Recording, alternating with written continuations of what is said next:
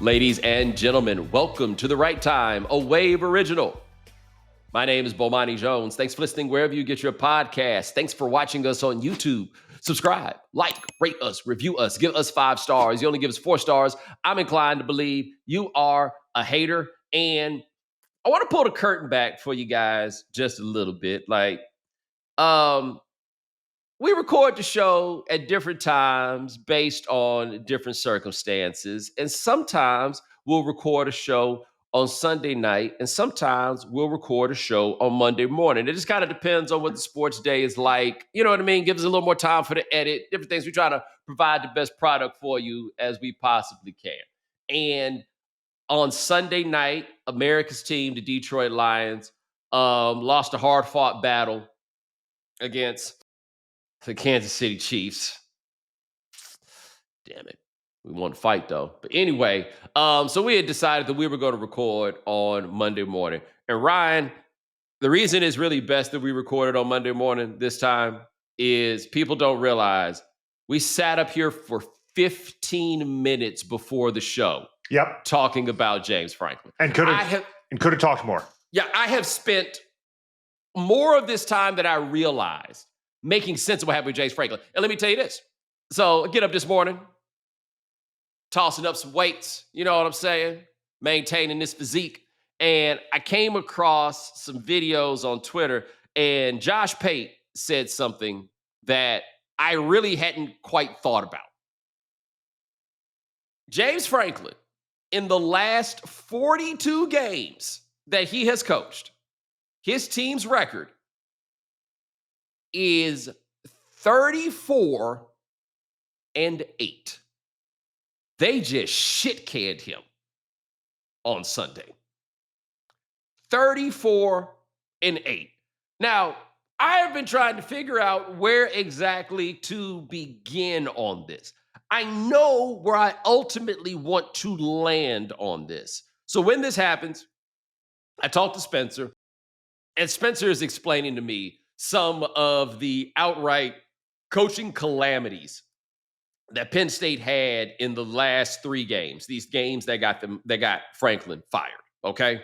Now, for those of you who don't pay but so much attention to Penn State or pay attention to college football in general, you may be thinking to yourself, hey, I heard people thought that Penn State was going to win the national championship to start the year. You are correct.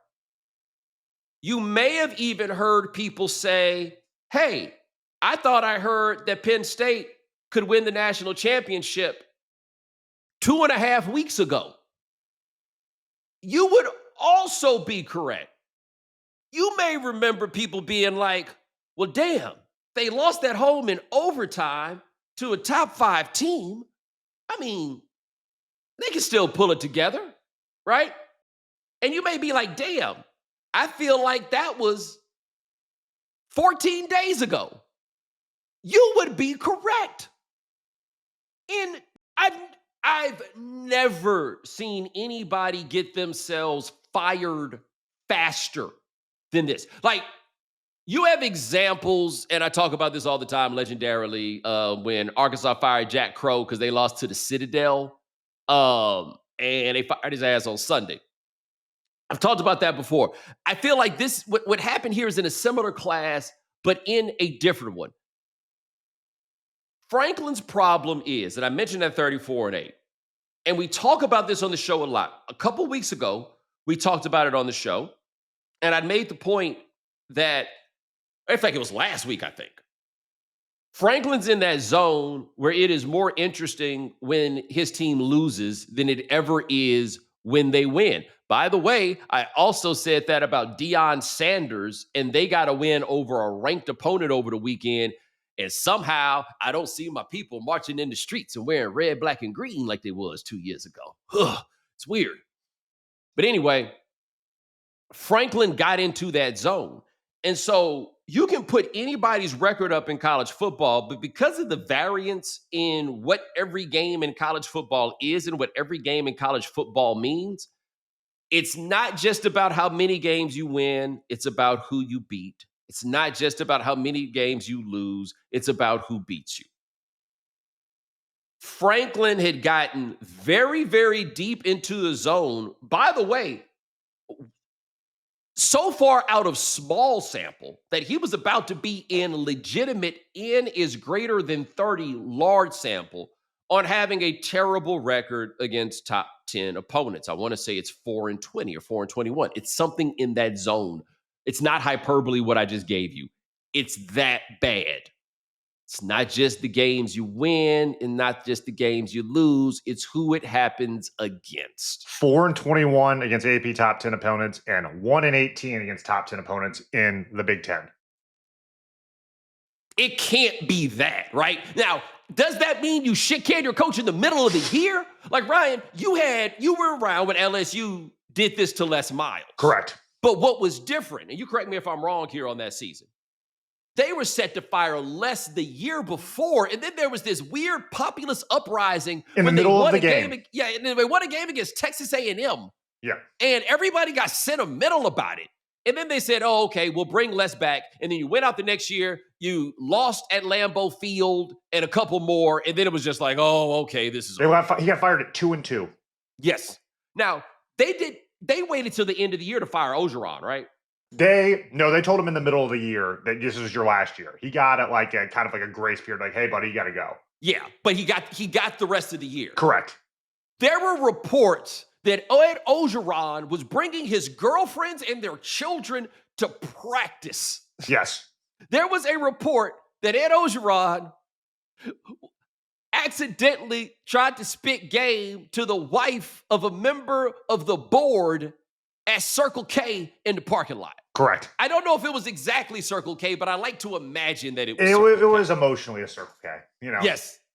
By the way, did you know they have Circle Ks in Vietnam? No, I did not. That's a travel show I would watch. Circle K is deep in. I didn't realize the brand was that strong. Right, I'm out here like. Did they have Piggly Wiggly too? Well, so the thing about Asia is intellectual property is but a notion. Got it. Okay. Over there. Copyright infringement is wild, but I looked it up as I recall, and it's actually a Circle K. But anyway, I've never heard of somebody getting fired like this at this time, because what does it serve? And that's before we get to the $50 million buyout. Now, this is what I am taking also from the fact that they shit-canned Franklin with this many games left. They were still in the running to get to the playoff 2 weeks ago. They suffered not one, but two inexcusable losses. Back to back. I have to assume that something happened. Right? This doesn't make any sense. Like, I want to be clear about this. People get fired because somebody wants to fire them. That's always the reason. No matter who it is, no matter what it is. People get fired because somebody wants to fire them. And clearly, people wanted to fire Franklin.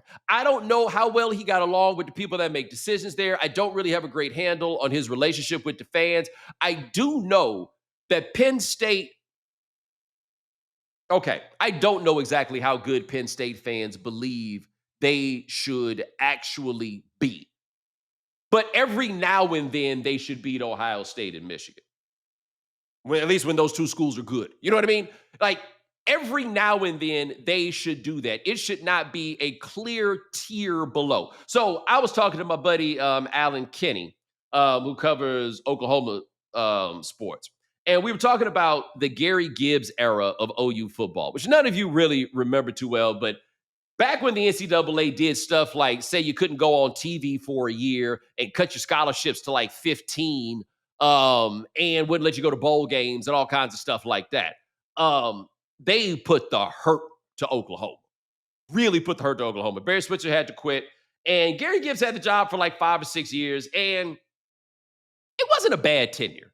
It was an okay tenure considering the circumstances. And it gets forgotten that it was actually an okay tenure considering the circumstances. The problem was he couldn't beat Colorado and he couldn't beat Nebraska. Those 9 wins you got don't matter that much if you can't ever beat those people. Ever. Like, Ryan, I think you'd agree with me. The thing that really got Les Miles fired was losing to Alabama 5 years in a row. It might have been more than that. Yeah, I think it was 5 or 6. It was 4 years in a row, but it was 5 games Yes. because the first one was the national championship game Yeah. where They couldn't cross the midfield. yeah, I know you don't want to talk about it. It's okay. I was It's there. yeah, it's Yeah. fine. That's right. I keep forgetting that was at the Superdome. So you Yeah. guys were just all there. We were all there. Yeah. Sorry. We're all there. And you remember, they won in 03, Yes, and they won in 07. both in New Orleans. Yes, they were. So people were prepared to be happy. Yes. And they were not happy. LSU quietly had a Miami Hurricanes run where it becomes easier to win national championships when you play the championship game at the crib. Yeah. Neither here nor there though. But yeah, so you got to win those every now and then. Like, I think a great example of this, and again, this is the topic I love so much, which is like the relativity of college football. Everybody talks about how great a rivalry Auburn-Alabama is, and it's just great because those people are crazy. But these are not schools of equal footing. They're not. And I think Auburn fans understand that. I think they get that. But what you need, here's what can't happen at Auburn. You can't have multiple cycles where players stay there for 4 years and never beat Alabama. You see what I mean? It can't be that. You got to get one every three to 4 years, right? You got to be able to say you did something like that. At Penn State, when you're talking about Ohio State and Michigan, getting one out of the two of those has got to be a little bit more frequent than that. And on top of it, Penn State is a tier below Ohio State and always be. Like, Penn State is not a tier 1. They're a tier below Ohio State. But if you were to try to ask me to explain why it is that Penn State shouldn't be better than Michigan, and by the way, right now they probably are better than Michigan, but there's no argument for why they cannot be consistently better than Michigan. And there's no argument for why it is that they should not try to find a coach that puts them in a position where that happens. You see what I mean? Like, those are the questions that programs have to ask themselves. And it's in part because all of this is just about vibes, man. Like, maybe Penn State fans think they're supposed to be winning national championships every year. I don't think they're that stupid, but, perhaps it is possible that that's what it is. But the legacy of Penn State football is not built on their time in the Big Ten. It's built on their time as an independent. They've been in the Big Ten now for over 30 years. They've won the Big Ten something like 30 times. I mean, 3 times. Ooh, 30, that would be amazing. They've won it something like 3 or 4 times.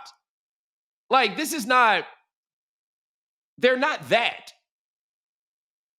But you can't do 2 inexcusable losses in a row and assume you're going to keep your job. If they wanted him to still be the coach, he would still be the coach, right? But one thing about taking an inexcusable loss immediately after an inexcusable loss, come on, man, that's tough on the people. I remember when Texas had to decide to get rid of Charlie Strong. Charlie Strong had an inexcusable loss at Kansas, and they didn't fire him. And then they came out on Thanksgiving and got beat by a zillion points at home by, I think it was TCU. You can't do 2 inexcusable losses in a row. I just thought a $50 million buyout would insulate you in times like those. And buddy, I was wrong. I don't know who the Penn State money is. Like, that's another fun game in college football is where exactly does your money come from? Who makes these money decisions? Do you have one specific money man? I don't really know how it works at Penn State when it comes to all those things. But I did, right? There are 2 ways to look at this. Either one, losing at home to Northwestern was so abominable that they were like, we're going to fire him and then we're going to figure out the money from there. Or number 2, some people have made it known for a while, just say the word. We got the 50, just say the word. I also think it's instructive that the same day that Penn State has an unexcusable loss, Indiana goes to Autzen and beats Oregon. And I think those things are related. We're going to put a pin in that one because that's also the most fun part about this. They just rounded up 50. Remember when the NCAA tried to tear down Penn State's program because they believed the program turned an eye to a legacy of child molestation? You remember that? The big thing they tried to express was we need to tear down a culture in the world and an idea that football matters more than anything in the world, basically. And they did this whole spiel about that. That was in 2012 that they did this. Okay. It's 2025, and they're paying somebody $50 million not to work there anymore. Guys, I don't think that worked. I've also been reading things where people give the indication that Penn State is all on board with the private equity push in the Big Ten. Like all of these things are going on at one time. Now do you see why me and Ryan could have talked about this for an hour? I could do a whole show about this because there's so many different things. We haven't gotten to, the comparisons to Jimbo, who the next coach is. We don't know any of that. Yeah. There's no time to get to that part. We haven't gotten to how good Penn State should actually be. Yeah. Like I started talking about that and then wound up on something else because I don't have they finished in the top 10 5 times in the last 10 years. They lost by a field goal in the semifinal, Yes. 10 months ago? 10 months ago, they just lost in overtime in Oregon just a minute ago. And the coach just lost his job. And by the way, a defensible move is just crazy because it costs $50 million. So yeah, maybe they need that private equity influx so they can go ahead and do this. There also has to be a bunch of other coaches shitting bricks right now. Because if somebody will pay $50 million to get that guy out of there, how serious are you about football? I don't know if you guys remember this. When Florida State fired Willie Taggart, I want to say it was in the middle of his second year, which was the fastest that I recalled anybody under those circumstances getting fired, which raised all kinds of questions about whether or not you did that because, basically, clearly it hadn't happened to no white people because it hadn't happened to nobody, right? But if you watch Willie Taggart, Florida State Seminole football, oh boy, they looked like they needed to fire the coach. It had just never happened before. You see what I mean? It wasn't like, it was understandable. You guys, if you listen to me for a while, you know I say anybody can get fired for any reason. But it just never happened before. I want to say the week after, maybe 2 weeks after, Chad Morris was in the second season of a disastrous stint at Arkansas, and they lost at home 45-19 to Western Kentucky, and they fired that man the next day. Like, once the precedent had been set, Arkansas was like, all right, cool. We going to go ahead and get his ass out of here. It's got to be a bunch of people that shitting bricks right now. If they put together the 50 to get that dude out of there, and we don't even know what they money be hitting on, hey, Mike Norvell, you might want to get your shit together down there at Florida State. Luke Fickell. I think he's done in that town. Yeah. All you people need to really get this going. Now, what will be funny is Mike Locksley also is on that list because his replacement just became available. My guy, Joe Giglio, in North Carolina says that Franklin has offset language in his contract. So if he gets another coaching job, then boom, it decreases what Penn State owes him. And all I'm saying is nobody wants Mike Locksley to get fired badder than Penn State does. Nobody does. Because that's the job he's going to. That's the job that he's going to take. But Ryan hit it where we start talking about people needing to be nervous. I believe that there's a Signetti effect in place. And you're like, gee, guys, what is a Signetti effect? Indiana didn't just go win this game against Oregon. If you watched Indiana play last year, in those two games that they lost, which were to Ohio State and to Notre Dame, they were not in the same class as those teams, right? They looked like what they were, which was a feel-good story that got some scheduling breaks because these big giant conferences is wide variance in who everybody gets to play. They had some scheduling breaks. It got them into the playoff, and they got their asses kicked. Okay, right? They went up to Oregon, and they were on par with them. Guys, I'm talking about the Indiana Hoosiers. Yeah, them. Went to Autzen, which is, one of the toughest places to play. And they had won like 25 straight games there or something. And And they looked like the same football team. This was not a gimmicky win by any stretch. Like, they might have had the better quarterback and they might have had the better offensive and defensive line. And by the way, this is one of those long flight games. And I do think there's legitimacy to that when people bring it up. One of those long flight games. Especially flying out of Bloomington. Yes, they're playing this on the road, and they went in there and they punched them boys in the mouth. I remember in 2006 in the ACC, Wake Forest won the conference, okay? About half the conference turned over their coaches between that season and the next one. Because when Wake Forest, by far the smallest school in the conference, with actual real live academic stuff with their football team, if they could win the ACC, nobody had any excuses. If you look at what Duke football has become in the last 20 years, this is after Wake Forest won because suddenly Duke football had no excuses. Nobody has any excuses after Indiana gets to where they are. So we were looking at the standings to the Big Ten before this year. And before the show started, Luke Fickell, 0-3. Jeff Brom at Purdue, 0-3. Greg Schiano at Rutgers, 0-3. Jonathan Smith at Michigan State, 0-3. All of you must be shaking in your boots right now because you have no excuse. And don't think for a second that that did not offer some contribution to where James Franklin is right now and where it is that he's going to be. The only question for Penn State is, you can get different. And I understand why you want different. I do not know how much better you are going to get. I don't know if better is possible. Do not forget, James Franklin also won at Vanderbilt, right? Where he is bad at coaching is in ways that you can't be bad and that people saw on television. And by the way, Ryan, did you know that Northwestern is actually 4-2? No, but here's the thing. That's one of the great things about college football is no matter what your record is, you're still your program. Like, yes, they're 4-2. You're still Northwestern.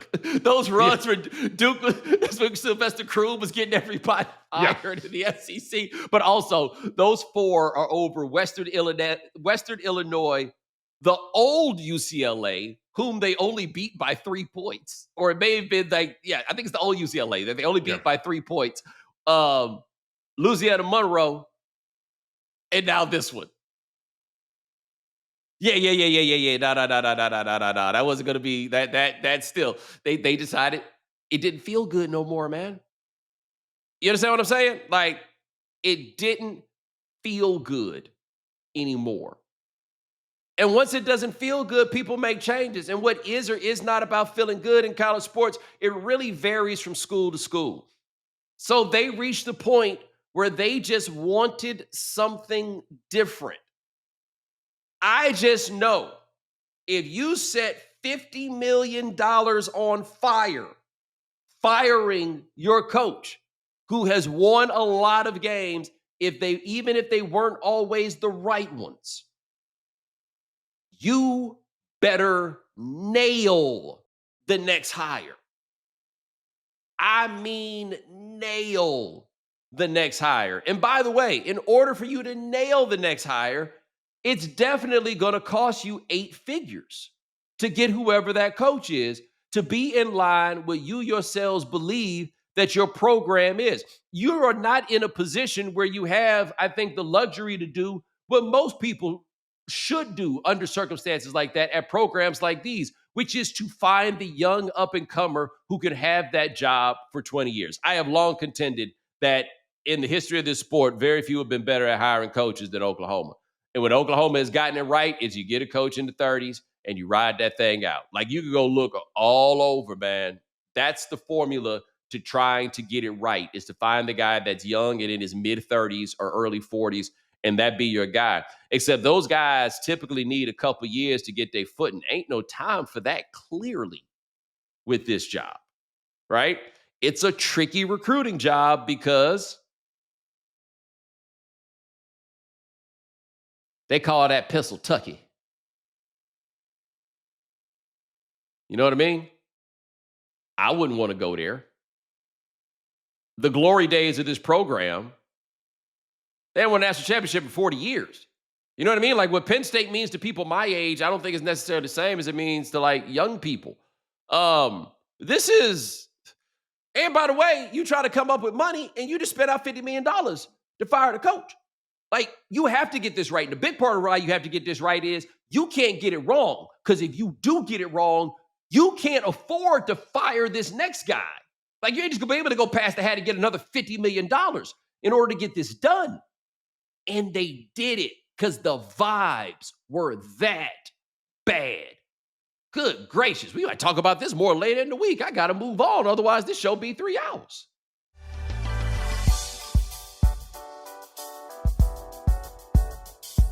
Wow, Ryan, was that 25 minutes? Sure was. Sorry.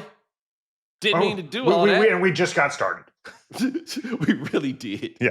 We really did. NFL action this weekend. It's unfortunate what happened with my Detroit Lions. I didn't go over to my buddy Nick's house to watch because I don't go over there for night games because I'm old and I'd like to have the luxury of falling asleep on the couch if it comes down to it. And, you know, I really feel like the refs were being a little bit petty, you know, taking away the little touchdown on the wonderful trick play early to start the game. But it's not a big deal, honestly, that the Lions lost that because I just think the Chiefs,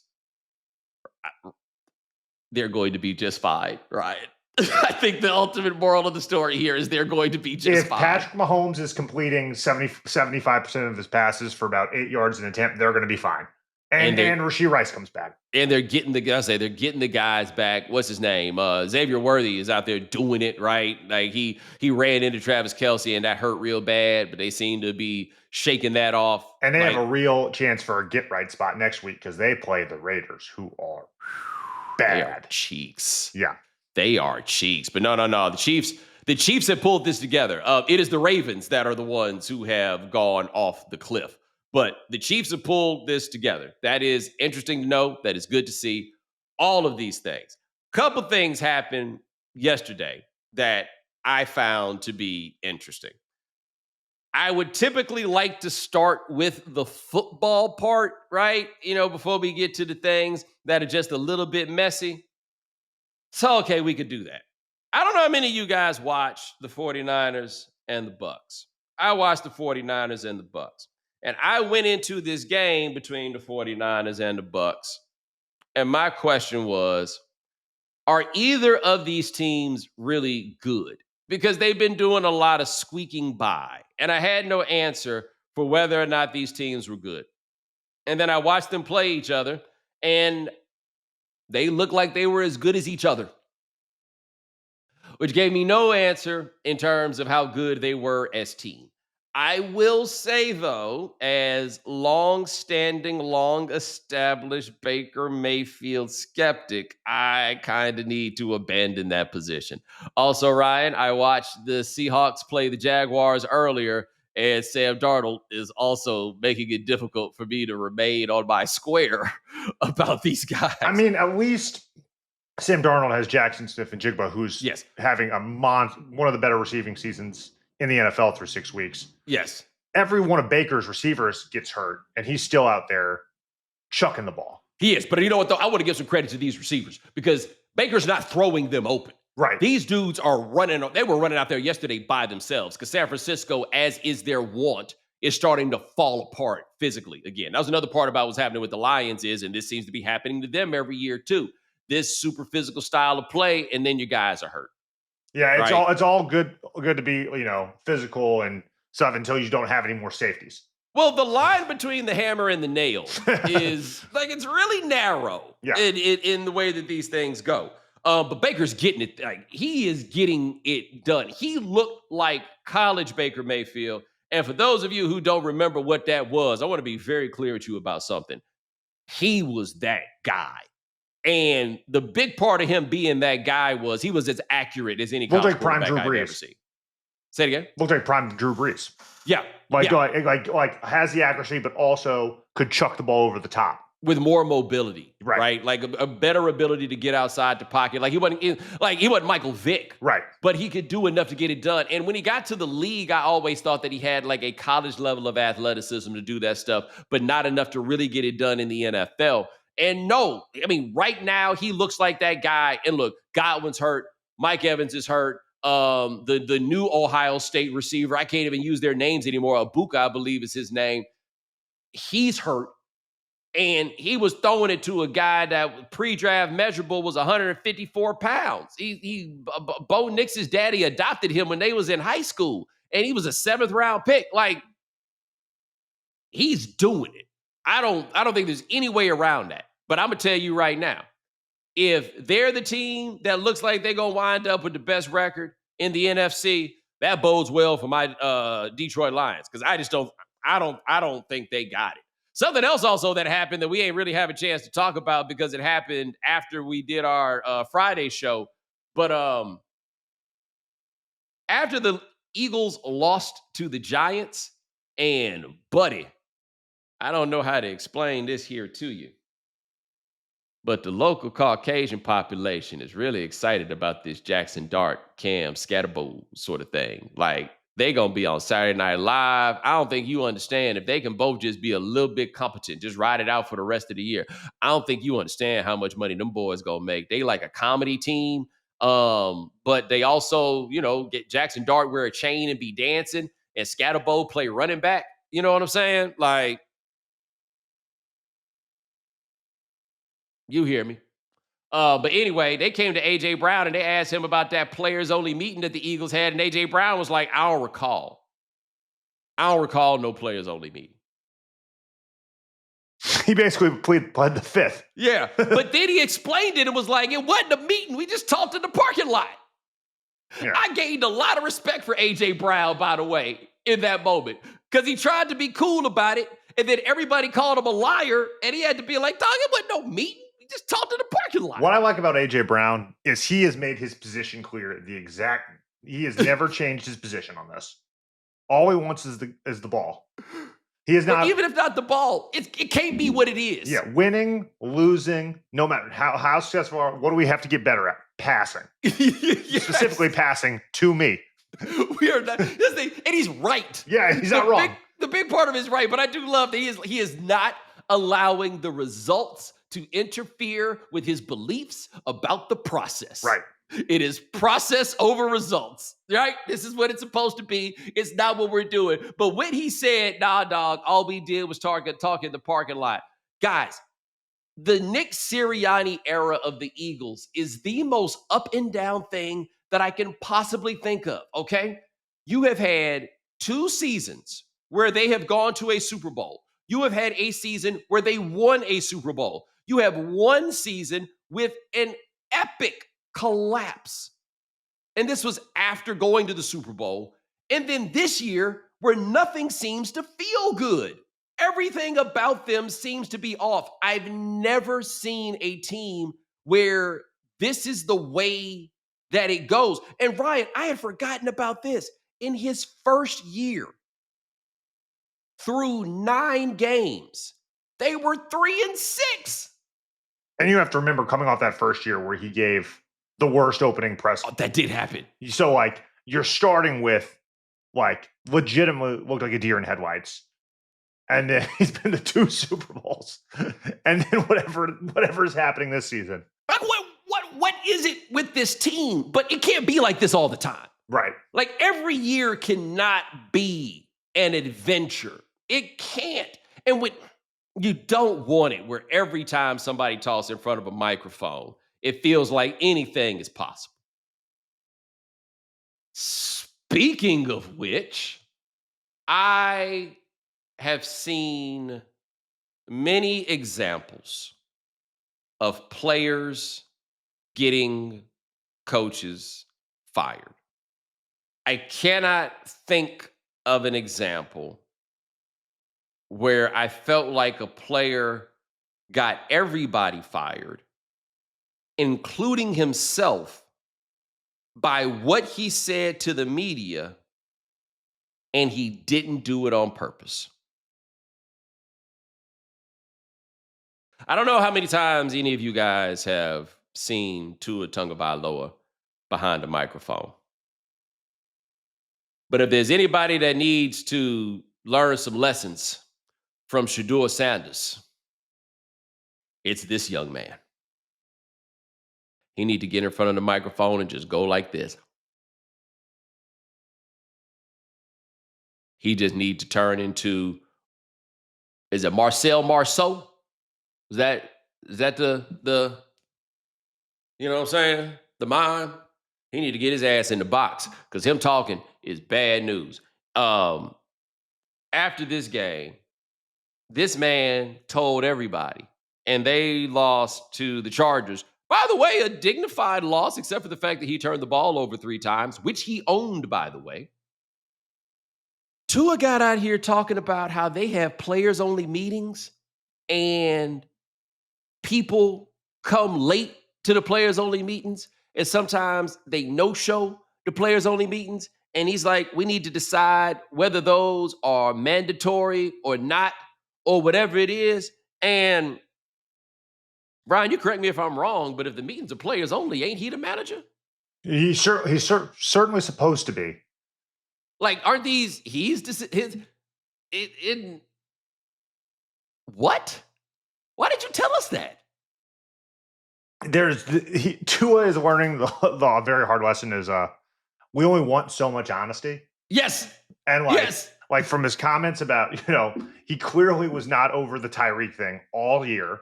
No. That was clearly bothering him. And then he gets out and he's basically, we're not run very well. And when it starts with leadership. Yes.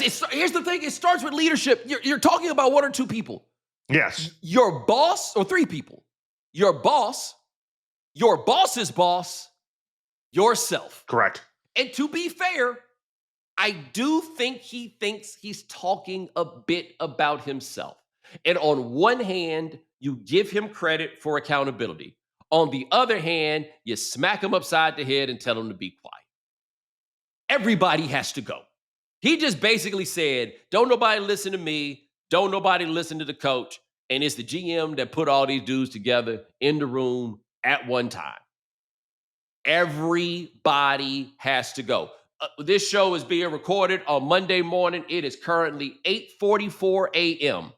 It will not surprise me in the least if by the time you hear this, the coach and the GM are gone and they tell Tua that his hip is too bad to play. Because I don't think he can come back next year. He can't. It can't be this. It can't feel like this, man. This is what I've been trying to explain. If you're not going to be good enough, you got to at least make it not feel terrible. This is what we thought was going on, at least with Kevin Stefanski, right? Like, I felt like with the Browns, the team was bad, but everybody kind of understood the trick bag they were in. And I thought that Stefanski had done a good job of making it not feel, at least, I guess you're a Browns fan and don't never feel good. But I thought he had done a decent job of not making it feel so abjectly terrible. And remember, we were here and we were talking about on this show, I was surprised that there had not been no heat put on his seat. And Ryan, I owe that man an apology because apparently he's getting a little toasty. That's another person who might be, by the time you hear this, might not have a job. Yo, everything just feels tight, man. I have a question for you. And we ain't going to make no social video out of this because, it could get weird. But I'm asking this sincerely. You wonder if the times that we live in are making everybody a little antsy and making them do this stuff? Yes. Sure. You know what I mean? Sure. Like, the short answer is do I think that lack of attention spans and people getting bad news fed to them all the time and wanting to, yes. The short answer is absolutely. Yo, like this is everything. Stefanski, when I was saying that, I wasn't saying he should be fired. I didn't heard anything about it. But what the hell is he supposed to do? Like, I have no answers in so many places. But with McDaniel, it's not supposed to look like this. It's not supposed to feel like this. I think my man Rod said he looks shorter at every press conference now. Every time he get up there, he looks shorter. Shorter and smaller. And yeah. He was already up against the fact that don't look like no football coach. It's tough. Whether it's right or wrong. And let's be honest, he's out here going 1-5 in Capri's. Yes, this is what I'm saying. Like, he doesn't. You know what that looks like? The coach of a 1-5 football team. If you want to look like a back end engineer at one of these tech firms, that's great. Yeah. But you gotta be around 500. Yeah, no. They've just completely ruined the vibe. Like, can you imagine being on that team? No. Yeah, like why would you feel like we about to win any games right now? Like, I felt good for the Cardinals because I told you I wouldn't have been surprised if their season fell apart after that thing happened with Gannon. It did not. Right? Like they pulled that together. They did not win the game against the Colts, but they played like a team that still had it together. The Ravens look like a team that's done. Lamar Jackson, no Lamar Jackson. That's not the point. They look like a team that is cooked. But nobody, and I repeat, nobody looked like they down bad quite like the Dolphins are. Yikes.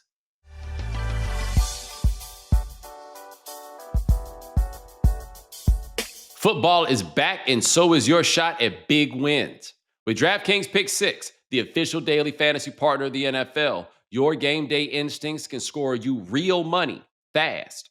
Here's the play. Just pick more or less on 2 or more player stats, from breakout rookies to elite QBs, and unlock the upside every snap brings. The better your calls, the bigger your payout. And here's the kickoff bonus.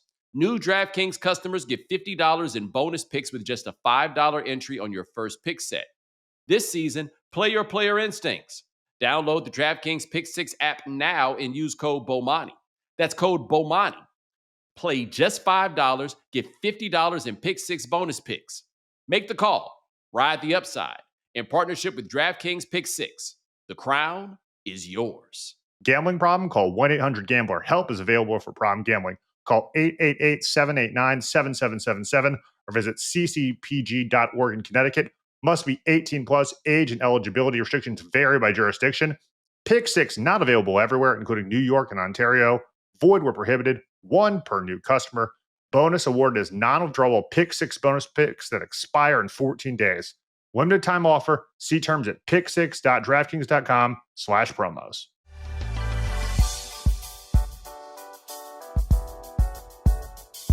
All right, Bo, a couple quick stories from the weekend. After we recorded Friday's show, LeBron James is going to be out 3 to 4 weeks with sciatica. There are reports from David McMenamin. He is monitoring the Lakers situation while he misses the beginning of the year. Bo, what are your thoughts? First of all, things I learned. It is the sciatic nerve, and sciatica is an aggravation of the sciatic nerve, where I thought that sciatica was simply people mispronouncing sciatic. That is number one. It's never whenever a player gets an injury you've never heard of, it's not a good sign. Yes. Well, see, number two, that's the thing. I have heard of sciatica. My father had sciatica when I was younger, but he was 55. Now, maybe young people suffer from sciatica. However, this has got a whiff of DNP old. All right, this feels like DNP old for LeBron. Number 3, Ryan Berry didn't say the best part. Dave McMenamin came out with a report, and I like Dave, but you need to understand that when Dave covered the Cleveland Cavaliers, LeBron had 3 guys in the media that he referred to as his 3 wives. I think it was McMenamin, Chris Haynes, and Joe Varden. That is no shade to those guys, but LeBron said that out loud in front of people. Okay. And that was 10 years ago, and McMenamin moved his life from Cleveland to Los Angeles, and that was 8 years ago. Yeah, it's more like McMenamin moved his life from Los Angeles to Cleveland. and then thank God he didn't have to do that anymore. Good point. But anyway, I'm just saying Dave McMenamin is a reporter who has a standing relationship with LeBron. Okay. McMenamin comes out and says, hey, man, you got to wonder, right? If LeBron's not going to be out with this sciatica and watching the Lakers, seeing how they perform, and then making decisions about what he's going to do. You don't run nothing no more, man. What? He gonna decide if he wants to go somewhere else. You gonna wind up getting traded to Milwaukee. Like, why are you doing this? This isn't, I don't know why he doesn't see. And I mean, look, we all got different interpretations of what we want to do or whatever. But the only thing LeBron James needs to be thinking about, as far as I'm concerned, is retiring as a Los Angeles Laker, right? And on one hand, I admire athletes who don't care about going out saying, right? Like, you are a competitor and you just want to keep going until you can't, and you are willing to look bad. Like, you are not embarrassed by being out here looking bad. On one hand, I get that, and there's truly a respect to be had for it. But the only way for a man in LeBron's position to guarantee that he don't go out sad is to announce before a season you go and do your tour and just go on about your business, right? This approach is not the way to wind down your career. Like, I don't, I don't know. I don't think this is going to play the way that he wants it to play. That I'm going to find another team to play for. No, man, there's nowhere else to go. The idea to me that there's going to be some team that's going to give up the world for a man that's got a sciatica and is going to turn 41 years old in December and is in his 23rd year in the NBA. How much are you willing to give up to pay LeBron James $50 million a year? Especially, and this is not even accounting for how much harder it is to make these trades now. Yes. Like, yes. with the rules, like, if like LeBron James is not going to, let's say, the Charlotte Hornets, right? No. So it's teams that are, have a better chance to theoretically win the title than the Lakers and can pull off the move. And that list's a short list. Well, he's aged out of defense, number one. And number two, part of why Bill Belichick doesn't have a job in the NFL is that if you were going to bring Bill Belichick in, you got to turn the whole thing over, right? Like, that's what Carolina did when Bill Belichick was there. Obviously, clearly the terrible results, but you had to be willing to turn the whole thing over. You don't have to turn the whole thing over for LeBron, but you're turning a lot over for LeBron. Like, to make it worth it for you to get LeBron, you got to have something already going. Can LeBron just fit in to whatever it is? Like, these are the things you have to ask yourself. Like, I don't have the answer for that necessarily, but you have to ask this. And putting out the word of maybe y'all want to go somewhere else, brother, they don't care. It is Luka time over there. I don't think they ever liked you that much in the first place. They don't care. Just put some tussin on it and hope you get better. That's it. That's what you got. All right. On Friday, a judge dismissed Drake's defamation lawsuit against UMG and Kendrick Lamar. The judge ruled that Lamar's lyrics, which accused Drake and his associates of being certified pedophiles, were non-actual opinion and not considered defamatory. Bo, your thoughts? The judge basically told him it was a rap battle, fool. Like, that's. Can this finally be over now? Like, I've had enough. It was a good time. It was a fun year. It was a great time. It was a great year, and we are already into month 18 right now of this. No. It's been real. It's please let it be over. Like, for Drake, this is I don't know. It's over. Yeah. Like, for him, it's a different kind of over. Right. That I think we all would have to agree with. It's a different kind of over. But I will tell you this. I do miss that beef, if for no other reason than rap was really exciting. You know what gets people excited now? A Mobb Deep album just came out. Now, granted, maybe that's just the excitement of people my age, right? Maybe the youngsters have things that they're excited about that I don't know anything about. But man, give me something, baby. Give me something. You know what? I would take a classic Drake album now. I think that. Do you think that's on the table, or you think that's over? Hell no. Hell no. I mean, look, I just said that. I said I'd take one if we had it. Talking about some people who are about to turn 40. Yeah, I don't participate in that behavior. That's he turns 40 this month and next year. And I just feel like he has no idea I can't imagine how lost in the wilderness he is right now. All right. And finally, Rolling Stone listed their top 250 songs of the century so far. Number 1, Missy Elliott, Get Your Freak On. Bo, what'd you think of this list? I mean, I didn't look at the list to be honest, because I knew all I saw was number one. I didn't know people like that cared that much about that song. Same. That was what struck me. Like it's a good song. Like I understand its charm and appeal, but also I admit I look at Missy Elliott and like all the music that Missy and Timberland circle did, like maybe, yeah, like that circle of people. I view their music, not everything Timberland did. Like things Timberland did for other people, I view differently than this. But like Missy, Timberland, and Magoo, I view that music as very particular to the era that it was in. I don't think of that as enduring, lasting. Like Get Your Freak On is like, oh, something you put in a commercial. You know what I mean? But I never looked at that or thought of that as the kind of music that you put on the top of a list like this. I just wanted to put this topic in here so everybody knows, and the people who know me know what I am going to say. There is no doubt for me that the best song of the 21st century is the greatest single in the history of rap music, and it is Outkast B.O.B. Heart Stop.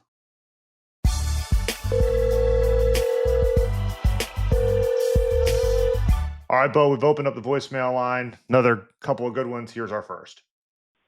Bo, I'm calling from Houston, and I just got to ask, at what time did you know it was time to bring it on home? Because I'm looking in the mirror right now, and I'm debating it. Big fan of the show, man. I appreciate it. Thanks. All right, so I was 32, and I was living in North Carolina. And it was becoming pretty clear to me that my days were numbered and I should probably come home. I used to be able to go 2 weeks in between haircuts, and then I had to start going 1 week in between haircuts because at the temples, I could really only grow a week's worth. Right. And so then it would get around it and it wasn't really like doing the thing. But you know what? I ain't want to come home. I wanted to stay out. I was having a good time because I knew that once you was home, you couldn't really come back outside. So I was okay with it. I fully decided to come home when I moved to Miami, and I realized that I was going to have to find a new barbershop, which meant that I was probably going to have to listen to a lot of really stupid barbershop conversation, and that somebody was eventually going to recognize me from the television and make it even worse.